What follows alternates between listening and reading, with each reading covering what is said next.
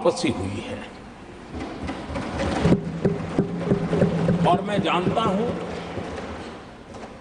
कि भारत के लोकतंत्र की 6 दशक के बाद आई हुई घटना असामान्य घटना है और कुछ लोग जानबूझकर के उससे अपना मुंह फेर करके बैठे रहे। कुछ लोगों को समझ नहीं आया और जिनको समझ आया उन्होंने हो हल्ला उस दिशा में किया कि ताकि देश की जनता की इस विवेक बुद्धि पर, देश की जनता के इस महत्वपूर्ण निर्णय पर कैसे छाया कर दी जाए, कैसे उसको ब्लैकआउट किया जाए, इसकी कोशिश हुई। लेकिन मैं पिछले 2 दिन से देख रहा हूं कि आखिर तक पराजय भी स्वीकार हो रहा है और दबे मन से, कम मन से विजय भी स्वीकार हो रहा है।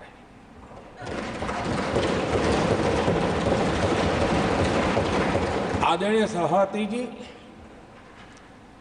कांग्रेस के हमारे कुछ साथियों को मैं हृदय से धन्यवाद करना चाहता हूं, क्योंकि नतीजे आए तब से हमारे एक साथी की तरफ से मैं देख रहा था, उनकी पार्टी उनको समर्थन तो नहीं कर रहे थे, लेकिन अकेले झंडा लेकर दौड़ रहे थे। और मैं कहता हूं, वो जो कहते थे उनके मुंह में घी शक्कर। और ये मैं क्यों कह रहा हूं? क्योंकि उन्होंने बार बार ढोल पीटा था 1/3 सरकार।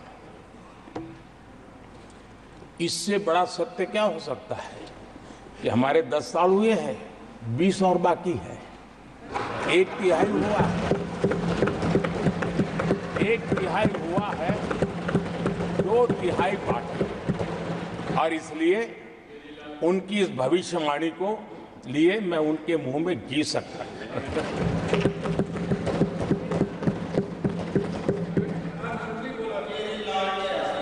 आदरणीय सभापति जी, 10 वर्षों के अखंड, एकनिष्ठ, अविरत सेवा भाव से किए हुए कार्य को देश की जनता ने जी भर करके समर्थन दिया है। देश की जनता ने आशीर्वाद दिए हैं। आदरणीय सभापति जी, इस चुनाव में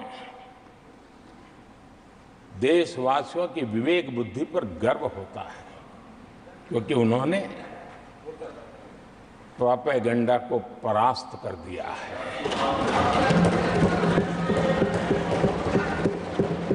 देश की जनता ने परफॉर्मेंस को प्राथमिकता दी है। भ्रम की राजनीति को देशवासियों ने ठुकराया है और भरोसे की राजनीति पर विजय की मोहर लगा।